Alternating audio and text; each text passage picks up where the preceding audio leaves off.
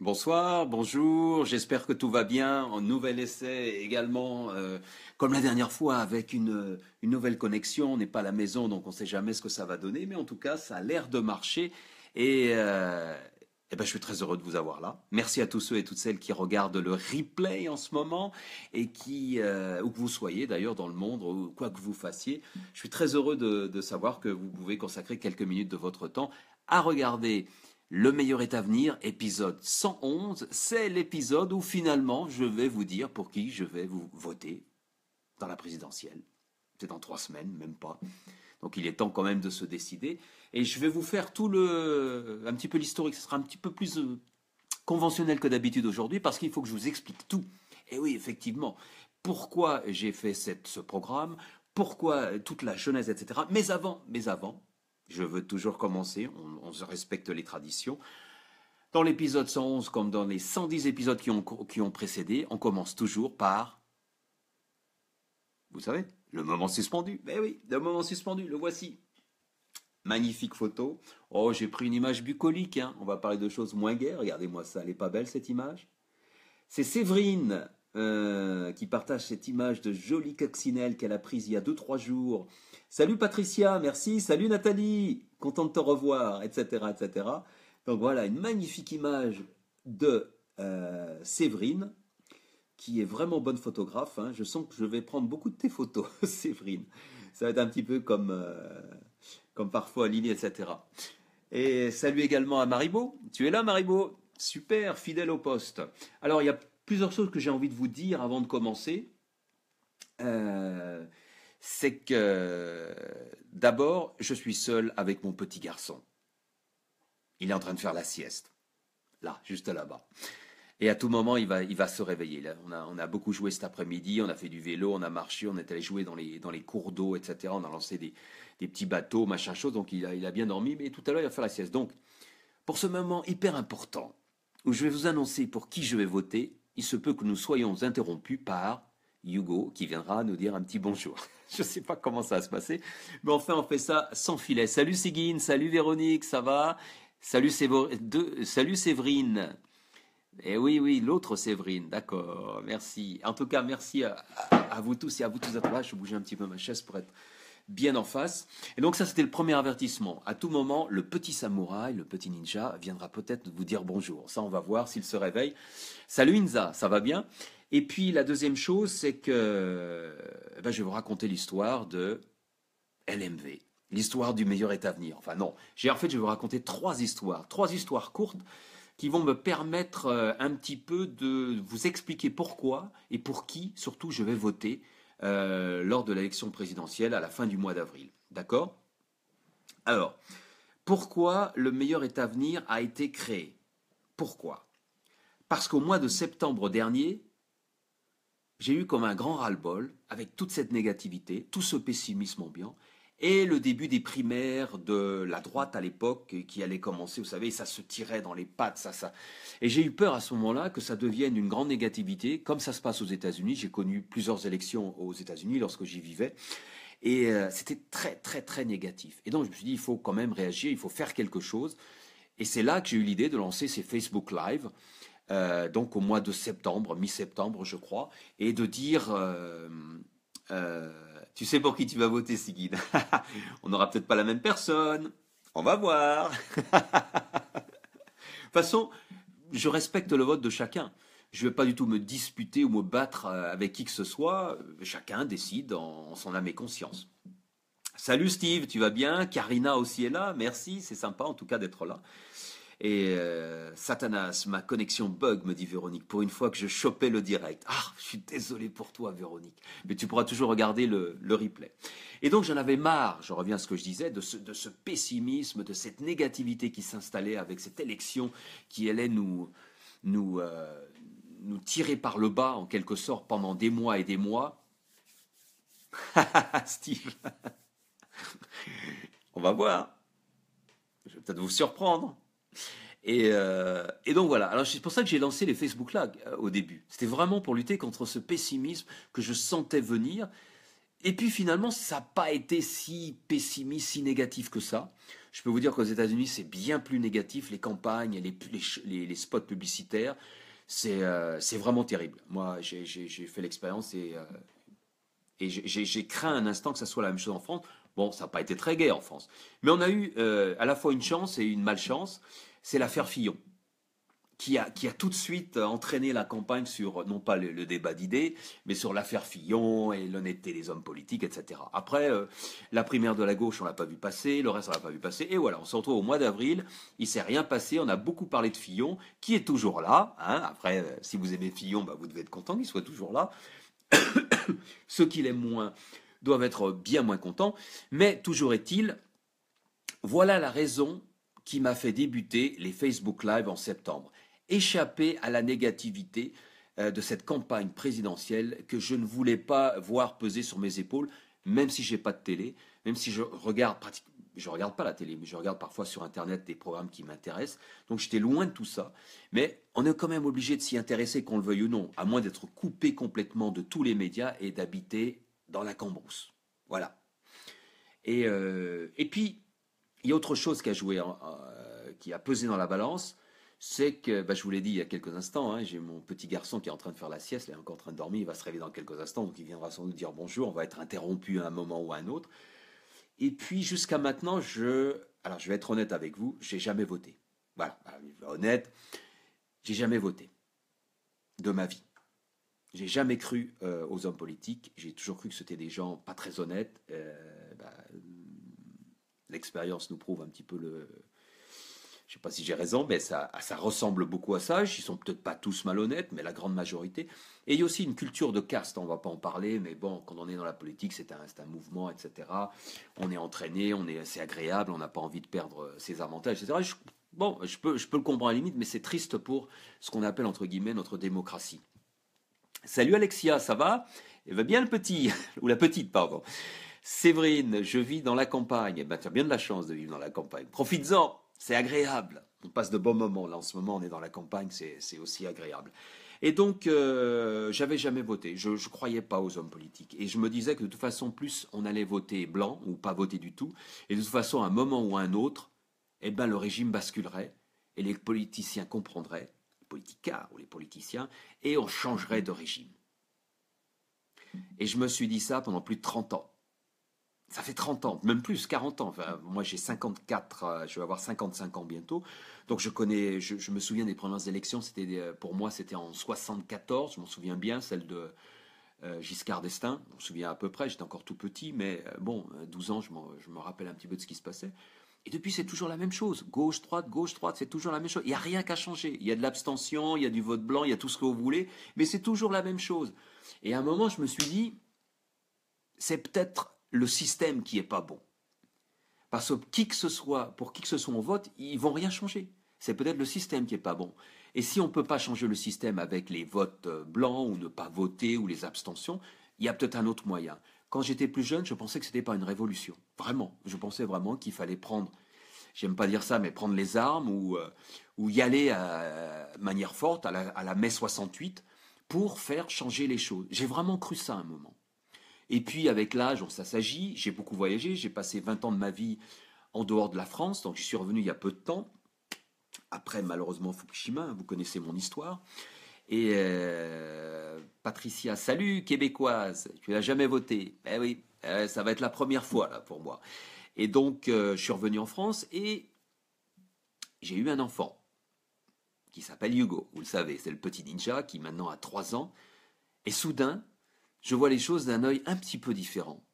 Je pense un petit peu plus, et même beaucoup plus, à l'avenir. C'est-à-dire c'est difficile lorsqu'on est... Bon, c'est possible, mais pour ma part, c'est difficile de me mettre dans une perspective d'avenir après moi, vraiment longtemps après moi. C'est très difficile, je trouvais. Et depuis que j'ai eu ce petit bébé entre mes petits bouts de chou, hein, vous connaissez ça en tant que parent, qui est apparu entre mes mains, eh ben, ça change beaucoup de choses, les perspectives changent. On ne pense pas seulement à soi, mais on pense également au futur. On pense également à ce que deviendra notre enfant ou nos enfants. Qu'est-ce qu'on va leur laisser? Quelles possibilités ils auront? Dans quel monde ils vont le vivre? Et surtout, ce qu'on va leur laisser, bah, c'est nous qui le décidons aujourd'hui. C'est pas eux qui le décident. Eux, ils feront ce qu'ils pourront avec ce qu'on leur a laissé comme outil. Et voilà. Et ces enfants, ce sont, je ne sais plus qui est-ce qui disait ça, ce sont les messagers qu'on envoie vers un futur qu'on ne connaîtra pas. C'est beau. Et c'est pas de moi. Et donc voilà, tout ça, ça a fait changer. C'est pour ça que j'ai pris ma carte d'électeur et que je vais voter pour la première fois cette année. Alors, pour qui je vais voter? Je vais vous raconter deux histoires pour appuyer ce que je vais dire, mais vous pouvez peut-être commencer à vous douter. Et ça serait intéressant d'ailleurs. Salut Richard, ça va bien? Salut Denis aussi, vous êtes là? Il y a du monde ce soir, hein. Je pense que c'est le titre qui doit jouer aussi. Vous êtes, la curiosité, hein. Pour qui il va voter finalement après 111 épisodes? Et c'est vrai que de toute l'histoire du Meilleur est à venir, les 111 épisodes que j'ai fait en direct avec vous, le premier, si vous regardez le premier ou le deuxième ou le troisième, je dis je vote blanc. Hein, j'ai dit le vote blanc. Et finalement, parce que je ne connaissais pas les programmes, je ne connaissais pas les candidats, on ne savait pas trop qui, on en connaissait quelques-uns. Puis finalement, les choses ont changé.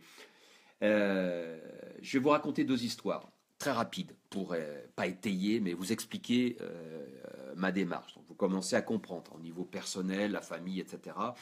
Et puis tout ce qui se passe. Je ne sais pas si vous avez vu le débat hier soir.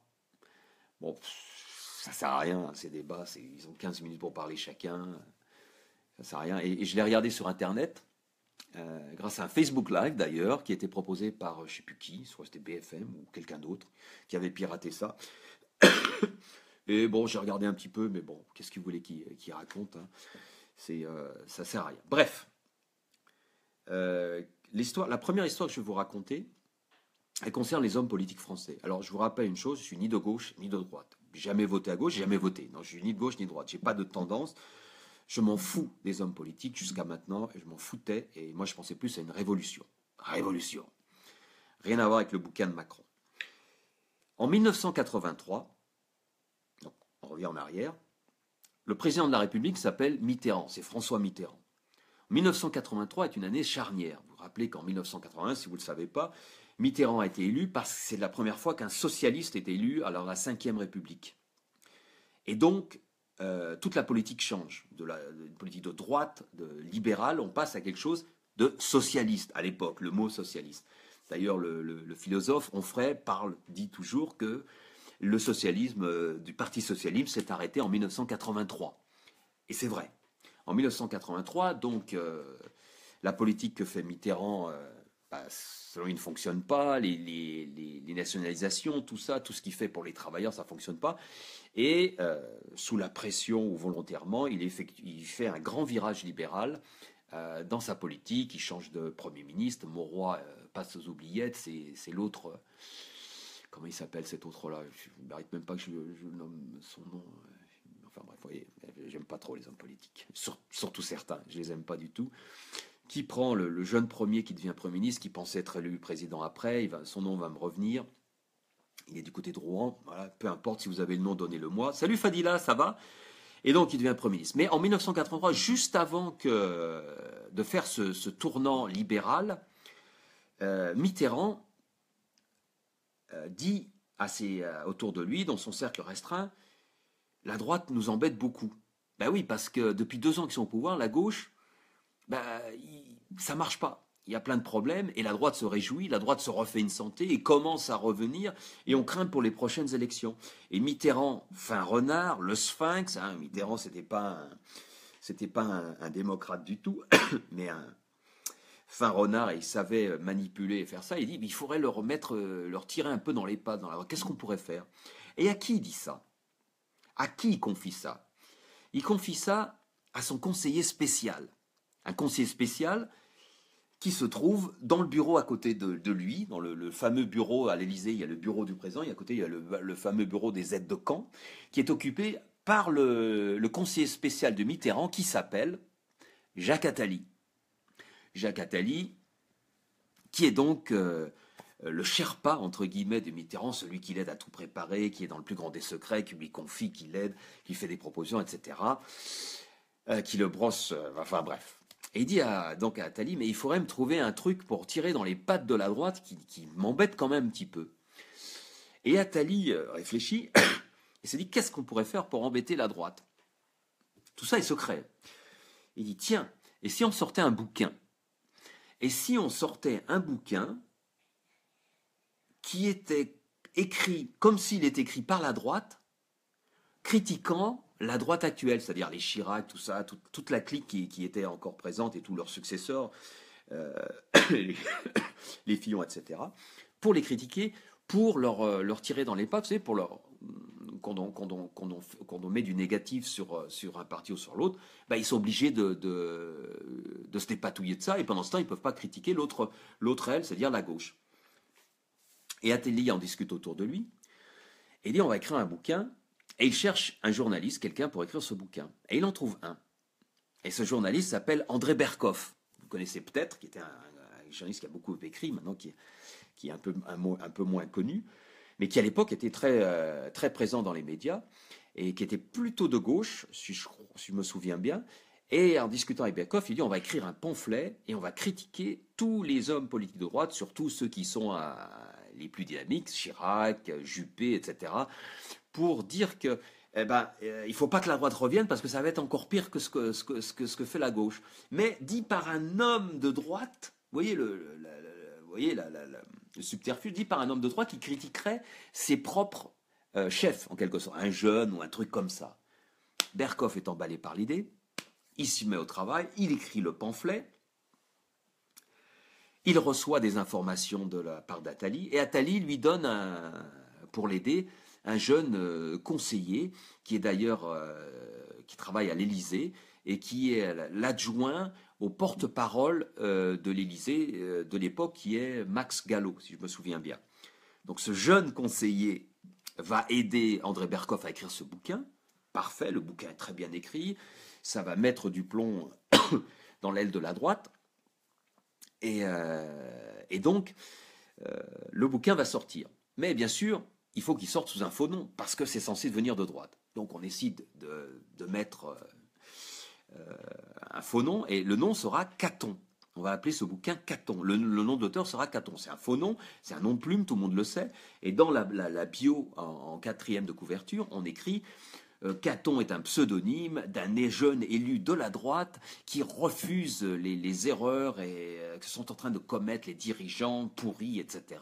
Donc pour bien critiquer les dirigeants de la droite. C'est pas mal, enfin, dans le domaine politique. Vous voyez comme ils font leurs petites magouilles. Et donc ils sortent ça en 83, Caton sort ce bouquin du redressement de la France, un truc comme ça. J'ai même oublié le titre, très franchement. C'est pas grave, vous le retrouvez sur Amazon, il doit encore exister. Et donc, il sort ce bouquin chez Fayard. Et alors, bien sûr, la droite est bien embêtée, mais pour le lancement du bouquin, il faut faire parler l'auteur. Bah oui, il faut faire un peu de publicité. Mais qui va parler? Qui va aller faire les interviews à la radio? Bien sûr, radio, pas télé, parce que sinon on découvrirait le subterfuge. Qui va répondre au téléphone à la télé? Pas André Berkoff, qui à l'époque est très connu dans les médias, et sa voix, on saurait tout de suite qui c'est, on dirait ah ben c'est André Berkoff qui a écrit sous un nom de plume. Alors on cherche, et puis Berkoff se dit mais tiens, ce jeune conseiller là qui travaille à l'Élysée, ce petit jeune là de 29 ans, qui m'a aidé à écrire le bouquin, qui m'a fourni toutes les données statistiques, les données chiffrées pour bien enfoncer la droite, pourquoi il n'irait pas lui? Attali en parle à ce jeune conseiller. Dis donc, toi, tu peux faire quelques interviews, t'es pas mal, tu sais bien te débrouiller quand tu parles. Et le jeune conseiller, ce jeune secrétaire, ce jeune adjoint au porte-parole du gouvernement, dit bah oui, hein, on est jeune, 29 ans, plein d'ambition, pourquoi pas? Et voilà, en 1983, sur France Inter, vous retrouverez le son dans les archives de l'INA, allez-y, cherchez, vous allez retrouver une interview d'un homme qui s'appelle Caton, pseudonyme, censé être homme de droite, jeune loup de droite, qui critique les grands, en particulier Chirac et toute sa clique, sur ce qu'ils font pour contrer la gauche et qu'il faut changer les dirigeants de la droite, histoire de bien mettre... Et il va s'exprimer très très bien. À l'époque, personne n'a reconnu sa voix. Bien sûr, il avait 29 ans, il était inconnu, il travaillait dans les bureaux de l'Élysée, il était fraîchement sorti de l'ENA. Mais si vous l'écoutez, si vous allez après ce direct et vous écoutez son interview sur France Inter, en 1983, vous allez tout de suite le reconnaître. Ben oui, il s'appelait François Hollande. Eh oui. Et tout ça, je le dis pourquoi? Pourquoi? Je vous raconte cette histoire, pas pour tirer dans les pattes de la gauche, parce que la gauche et la droite, c'est pareil. Et je vous raconte juste une histoire qu'on connaît, qui a été révélée, mais pour vous montrer quel niveau de duplicité il faut aller au niveau de la politique. Il faut vraiment aller loin, il faut avoir peur de rien. Il faut être en gros un tueur. Mitterrand était un tueur. Hollande est un tueur. Il n'est pas très bon en politique, mais c'est un tueur.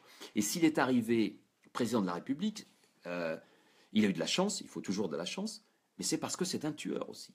Il ne faut pas oublier ça. Et c'est pas, je ne veux pas critiquer seulement Hollande, mais Sarkozy c'était pareil avant, et avant c'était pareil. Ça va, et c'est exactement ça. Donc le prochain, s'il vient du système, eh bien ça sera exactement pareil. Ça sera exactement pareil. Il n'y a absolument rien qui va changer. Même si vous mettez une nouvelle tête, même si vous mettez un petit jeune.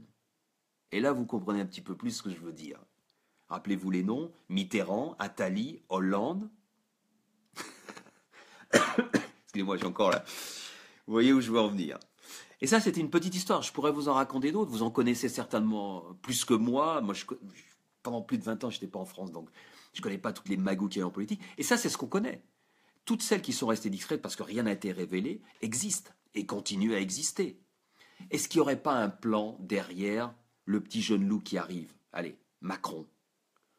On peut dire qu'il c'est vrai, il a de l'ambition, il veut être président. Mais est-ce qu'il n'est pas manipulé?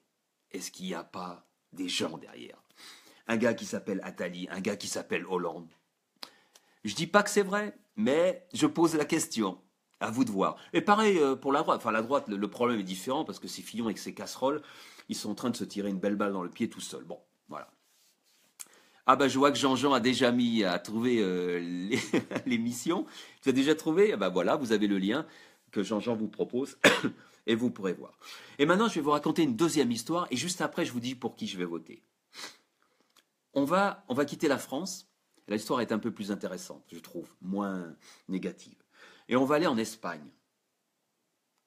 On est à la même période. C'est à peu près fin des années 70, début des années 80. Au moment où Mitterrand veut faire écrire ce bouquin pour pénaliser la droite. Au même moment, en Espagne, qu'est-ce qui se passe? C'est la fin du franquisme. La dictature de Franco est terminée. Juan Carlos devient président roi, et donc on élit démocratiquement, pour la première fois depuis la Deuxième Guerre mondiale, eh bien, des assemblées de façon directe, comme des démocrates. Partout en Espagne, sauf à un endroit. Il y a un endroit, dans un petit village d'Andalousie, où on ne veut pas de cette démocratie qu'on nous propose. On veut d'une autre démocratie. On veut une démocratie participative et donc pas représentative. C'est fou ça. Pourquoi dans toute l'Espagne on est d'accord pour la démocratie représentative et pourquoi dans ce petit village d'Espagne on veut une démocratie participative, c'est-à-dire où chacun a vraiment son avis à donner? Peut-être parce que les gens de ce petit village ont un peu plus d'expérience, ont lu des bouquins sur la politique, savent ce qui les attend avec cette démocratie représentative. Ils voient ce qui se passe peut-être dans les autres pays, comme la France à l'époque. La France vient de quitter Giscard et est passée sous Mitterrand et on voit ce que ça donne. C'était la fin des 30 glorieuses, des problèmes, le chômage, la dette, etc. Donc ça devient absolument terrible. Et dans ce petit village de Marinaleda, qui se trouve en Andalousie, à l'est de Séville, Marinaleda, moins de 3000 habitants, on vote pour élire le maire. On rejette tous les partis qui sont fraîchement créés, Parti socialiste, Parti de droite, etc. Et on élit un groupe d'habitants qui ne sont affiliés à aucun parti. Il se présente, il faut que je trouve le nom, le collectif unitaire des travailleurs. Le collectif unitaire des travailleurs. Tout le monde rigole. Qu'est-ce qu'ils vont faire? Ils vont se planter en 2-3 ans et ils vont être remplacés par la droite ou la gauche et ça va être terminé. Mais non. Contrairement à ce que tout le monde pense, Ce collectif est lié à un maire, qui va devenir très populaire d'ailleurs, qui s'appelle Juan Manuel Sánchez Gordillo, si je prononce bien, je vous montrerai tout à l'heure. Et ce maire est jeune, il est très jeune, et il a une volonté, il a envie de faire des choses, il a envie de faire bouger son village. Et avec son collectif, ils vont faire bouger les choses. Ils vont changer toutes les lois du village. Donc il est maire de sa commune et il peut faire ce qu'il veut. Et petit à petit, ils vont transformer ce village qui était pauvre, qui n'avait pas de route goudronnée, dont les habitations étaient vétustes, il y avait pratiquement d'école, l'eau courante c'était presque une option, bon on est dans la fin des années 70 aussi, mais quand même, et où le chômage était très haut, il va le transformer en un village absolument magnifique. Comment va-t-il faire? Démocratie participative, c'est-à-dire que chaque décision qui va être prise dans ce village doit être approuvée à 80% à peu près de la population. C'est énorme. C'est du boulot. C'est-à-dire que les villageois doivent venir à des assemblées à peu près 80 fois par an. Alors, ils se réunissent, vote à main levée ou vote secret. Oui, on va faire une piscine. Non, on ne veut pas d'un stade de football. Oui, on veut une nouvelle usine d'huile d'olive, parce que c'est dans ça qu'ils vont se lancer, etc. Et ça va débuter comme ça. Et le plus incroyable, c'est que ça va marcher. Au fil des ans, ils vont améliorer leur système, donc démocratie participative. Ils vont proposer des règles absolument inouïes. Alors je vais vous en citer plein, j'en ai plein à vous dire, mais c'est des choses qui sont assez étonnantes, qui à nous paraissent incroyables, mais qui marchent depuis 1979, année où Juan Manuel Sánchez Gordillo a été élu maire et que le collectif unitaire des travailleurs a pris le pouvoir dans ce petit village de 3000 habitants en Andalousie. La situation actuelle, elle est comment là-bas? Juste une image. Il n'y a pas de police. Village de 3000 habitants, il n'y a pas de police. Pourquoi il n'y a pas de police? Parce qu'il n'y a pas de délinquance. Et pourquoi il n'y a pas de délinquance? Parce que pratiquement tout le monde a du travail. Et comment peut-on donner du travail à tout le monde dans un petit village de 3000 habitants d'Andalousie et que tout le monde soit content? Eh bien, on répartit de façon plus égale l'argent qui circule au niveau de la commune. Il y a plusieurs entreprises, je ne vais pas vous faire les détails, allez voir les pages sur Marina Led et vous comprendrez très vite comment ça se passe. Les salaires sont bloqués. Dans le village, chaque ouvrier gagne 47 euros par jour. 47 euros pour travailler 6h30 dans les champs ou alors 8 heures en usine. Le reste de l'Espagne, c'est à peu près 35-36 euros par jour. Donc, vous voyez la différence. Mais ça ne fait pas beaucoup. Ça fait environ 1100-1200 euros par mois. C'est pas énorme. Mais alors, comment font-ils pour vivre? Comment font-ils pour manger? Mais il faut savoir que la commune s'occupe de ses habitants. Tous les services sportifs sont gratuits. Il n'y a que la piscine qu'il faut payer. 3 euros par an. Il y a un restaurant municipal, on peut aller manger avec sa famille. Ça coûte 1 euro par repas. La crèche pour les enfants coûte 12 euros par an, repas compris pour les enfants. Vous voyez, je vous donne quelques exemples, mais c'est ce système. Il n'y a pas besoin d'avoir énormément d'argent pour bien vivre, à condition que la structure dans laquelle on vit répartisse l'argent de façon équitable. Et répartir de façon équitable, c'est-à-dire déjà à peu près le même salaire pour chacun, mais ensuite les bénéfices des différentes récoltes, parce qu'ils font beaucoup d'agriculture, ne sont pas répartis entre les travailleurs, mais sont réinvestis, soit dans des équipements sportifs, soit dans une salle de cinéma, soit etc., de façon à ce qu'il n'ait pas à payer beaucoup. Un autre exemple, pour avoir une maison à Marina Led, comment on fait? On fait une demande.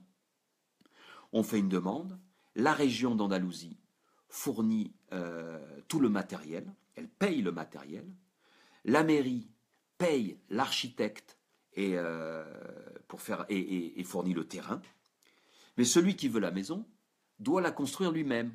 Or, tout le monde n'est pas maçon, et à ce moment-là, c'est à soi-même d'engager des ouvriers spécialisés, donc il y a toute une coordination pour qu'on puisse construire sa maison. Et donc, avec l'argent de l'Andalousie et l'architecte de la mairie et les ouvriers spécialisés, chacun construit sa maison et chacun a sa maison. Puis après, il faut rembourser. Et on rembourse 15 euros par mois. Ça va. Alors vous allez me dire, oui, c'est un petit peu facile tout ça. Parce qu'il y a toutes les aides de la mairie, les aides de la région, par exemple, comme il y a en France, etc. L'Andalousie paye, Séville paye aussi, en tant que grande commune, pour les aider. C'est un petit peu facile de faire de la démocratie participative. Sauf que lorsqu'on calcule avec les autres communes aux alentours, Marina Leda touche moins de subventions que les autres communes, les autres villes alentours. Donc évidemment, ils ont des aides. Et c'est normal. Parce que pourquoi l'État est là? Pourquoi les régions sont là? C'est pour aider, c'est pas pour faire des fortunes. Et donc, l'argument ne tient pas ou très peu. Alors, je vais vous dire pour qui je vais voter, mais je veux terminer avec ça. Alors bien sûr, on pourrait se dire que... Ah, je suis à l'envers là. Que tout ça est beau, ça marche. Et c'est vrai, dans un village de 3000 habitants, c'est facile. Comment vous voulez faire avec une nation de 66 millions d'habitants comme la France? Eh bien, ça ne va pas se faire seulement au niveau national. Ça va se faire au niveau local. C'est vraiment l'exemple. Et Juan Manuel Sanchez Gordillo le dit et le redit, ces initiatives, c'est faisable partout. C'est juste une question de volonté. Et la volonté, eh ben, elle n'est pas au niveau suprême de l'État. Il n'y a pas un président de la France ou en Espagne, le Premier ministre, qui a cette volonté. Elle vient d'en bas. Et le voici, Juan Manuel Gordillo. Avec ses huiles, ils vendent de l'huile, ils vendent d'autres produits, etc. Et ils vivent bien. Ils sont heureux, il n'y a pas de délinquance. Qu'est-ce qu'on demande de plus? Parce qu'à partir du moment où vous voulez cumuler de l'argent, où vous voulez en gagner plus, où vous voulez être millionnaire, j'ai rien contre ça, ou milliardaire, eh bien, il va falloir bien gagner cet argent au détriment de quelqu'un, dans une certaine mesure, d'accord? Mais quand on touche des sommes indécentes, par million, par milliard, qui a besoin de,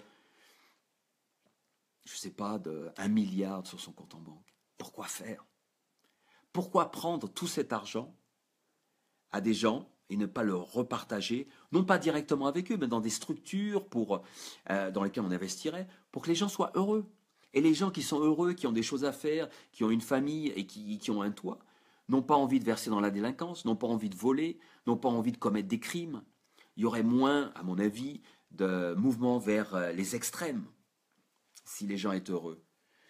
Moi, je suis pour que chacun fasse de l'entrepreneuriat, mais il y a des limites. Il faut faire de l'entrepreneuriat, comme on dit, mais comment ça s'appelle l'entrepreneuriat? Je ne me rappelle plus en anglais.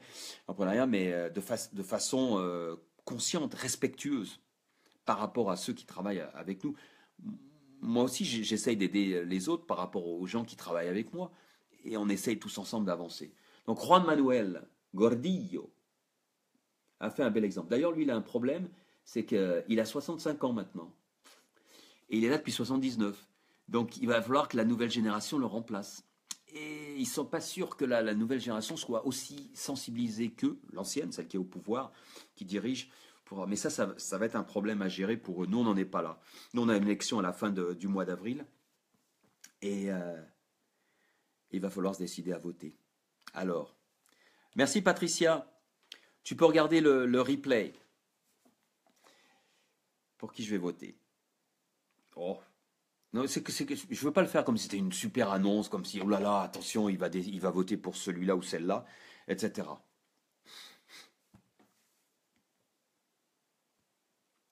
Je réfléchis. Je réfléchis. Je fais durer le suspense? Non, pas du tout. Je vous ai dit depuis le début, quand j'ai décidé de ne plus voter blanc, mais de voter pour quelque chose, j'ai bien dit, je ne voterai pas pour quelqu'un, mais je voterai pour une action. Et si vous avez écouté depuis le début, vous avez compris dans quel sens je vais. Il faut à tout prix modifier les structures de notre République. La Ve République, c'est elle qui nous tue. Les hommes politiques ne font qu'en profiter. Si la Ve République n'existait plus, eh ben, ils ne pourraient pas en profiter. Si les structures étaient différentes, regardez dans ce village dont je viens de vous parler, en Espagne, Marina Leda, eh ben, les hommes politiques, tout le maire de Marina Leda, Juan Manuel dont je viens de vous parler, tous les conseillers municipaux ne sont pas payés. Ils sont payés pour le travail qu'ils font, ils sont payés au même salaire que les autres habitants de la ville, du village, mais ils n'ont pas de salaire parce qu'ils sont hommes politiques. C'est le pire que tout, le professionnalisme politique. Et donc il faut changer. Et si on garde les programmes de tous les candidats, j'en ai vu qu'un seul qui propose de changer les structures de la Ve République et de passer à une Sixième République. Alors, est-ce qu'il va le faire? Je ne sais pas. Personnellement, je ne suis pas un grand fan de Jean-Luc Mélenchon. C'est pour lui que je vais voter. Je ne suis pas un grand fan. Ce que j'aime bien, c'est lui, c'est sa culture au niveau histoire. Je suis un grand fan d'histoire, il s'y connaît en histoire et ça m'a fait extrêmement plaisir. Autrement, je ne l'aime pas spécialement. Je ne suis pas du tout un fan de Mélenchon, je le connais depuis un moment, hein, début des années 80, il était déjà là, lui aussi, il était jeune aux côtés de Hollande, attention, hein, il ne faut pas se leurrer. Mais c'est le seul qui propose de changer de république. Le seul qui propose de provoquer une constituante, de convoquer une constituante, avec des gens qui viennent de tous les milieux, et de réécrire les lois, de les faire voter, et ensuite, cerise sur le gâteau, il dit « je partirai ». Ça va prendre à peu près 2 ans, d'après ce qu'il dit, et ensuite, il démissionnera. Mais que demander de plus? À mon avis, tout le monde devrait voter pour lui. Tout le monde. Bon, je sais, je veux dire, ben non, je ne suis pas d'accord, parce que Macron propose quelque chose de bien, Fillon, il est bien, ou qui d'autre encore? Hamon, je l'oublie. Et aussi, il est bien, ou Le Pen, elle va nous protéger. Ben non, moi je pense que c'est se mettre le doigt dans l'œil de penser que garder la Ve République, c'est le changement. Non, ça sera toujours pareil. Ça sera toujours pareil parce que les structures, et je viens de vous l'expliquer en long et en large avec 2 exemples, l'exemple de cette histoire de Mitterrand, Attali, Hollande, qui crée ce faux bouquin pour dynamiter la droite. Donc imaginez, Hollande, déjà à 29 ans, pense à des choses comme ça. Mitterrand, vieux renard de la politique, sphinx, savait qu'il fallait faire ça. Hein. Et donc, vous pensez que les dirigeants qui sont là en ce moment à droite ou à gauche ne font pas la même chose? Vous pensez qu'ils ne vont pas essayer de magouiller comme d'habitude? Et regardez leur attitude. Que ce soit à gauche ou à droite, à l'extrême droite, ou etc., c'est la même chose. Il faut changer les structures. Voilà, je vais m'arrêter là parce que sinon je vais encore parler. Sigyn, le seul potable. Oui, c'est le seul potable parce que je voterais, je crois que je n'aurais même pas voté s'il n'avait pas proposé cette Sixième République, le passage à la Sixième République. S'il n'avait pas proposé, je crois que je n'aurais pas voté. Oui, je suis d'accord. Lily. Bonjour Lily. Bah, c'est la première fois que tu es là, mais c'est sympa en tout cas. Ah bah je vois que tu as le logo, tu as le logo de Mélenchon. Christian me dit Asselineau. Bon, on va pas discuter chaque candidat. Ils ont chacun, c'est des gens intelligents, ils savent ce qu'ils veulent, ils ont chacun. Même Poutou est sympa comme il a dit des belles choses, hein, Poutou. Hein. Il a dit, qu'est-ce qu'il a dit? Attendez, je l'avais noté. Il n'y a pas d'immunité ouvrière. C'est beau ça. Qu'est-ce que vous voulez répondre à ça? Quand il a dit ça, je ne sais plus, c'était à Le Pen, etc. Il n'y a pas d'immunité ouvrière. Quand vous dites cette phrase, qu'est-ce que vous voulez répondre? C'est ça la Ve République. Il n'y a pas d'immunité pour le travailleur. Je vais voler, ou je fais une erreur, je vais voler un pain, ou je fais un trafic, ou je magouille un petit peu d'argent, je n'ai pas d'immunité. Mais le parlementaire, qu'il soit national ou européen, a une immunité. Pourquoi? Voilà, quittons cette Ve République, parce que dans la Sixième, selon ce que propose Mélenchon, et tous les gens qui travaillent avec lui, si je ne me trompe pas, j'ai essayé de tout bien lire, un parlementaire ne pourra pas être élu s'il a été puni par la loi ou s'il a eu un problème. Et ça paraît plus que logique. Allez demander à Juan Manuel Sánchez Gordillo s'il a déjà fait de la prison ou s'il a été condamné. Ben non, ils ont autre chose à faire. Ils s'occupent de leur commune, ils essaient de rendre les gens heureux et ils sont eux-mêmes heureux. Voilà. Oui, Christian, on est en direct. Oui, on est en direct. Ah, merci Pascal, tu voteras aussi. Bah oui, ça me paraît plus que logique. Et donc, jusqu'au mois d'avril, je ne vais pas faire le militant pour Mélenchon, parce que je respecte aussi vos choix, quels qu'ils soient. Mais j'avais dit que je dirais pour qui je voterais, et ben ça sera pour Mélenchon, tout simplement. Et pour la première fois de ma vie, je voterai pas vraiment pour Mélenchon, mais surtout pour passer à une Sixième République participative, pour faire changer les choses. Et imaginez que ça se produise. La France retrouverait, j'ai envie de dire, son éclat. Parce qu'on montrerait aux autres pays du monde ce qu'est l'évolution, la vraie évolution.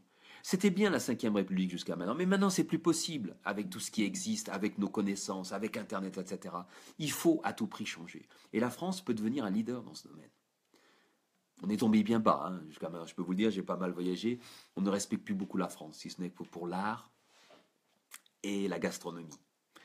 Ça fait pas beaucoup. Le siècle des Lumières est bien loin. On peut le retrouver si on vote pour la Sixième République. C'est en tout cas mon avis. Merci d'avoir été présent et présente pendant un long LMV numéro épisode 111.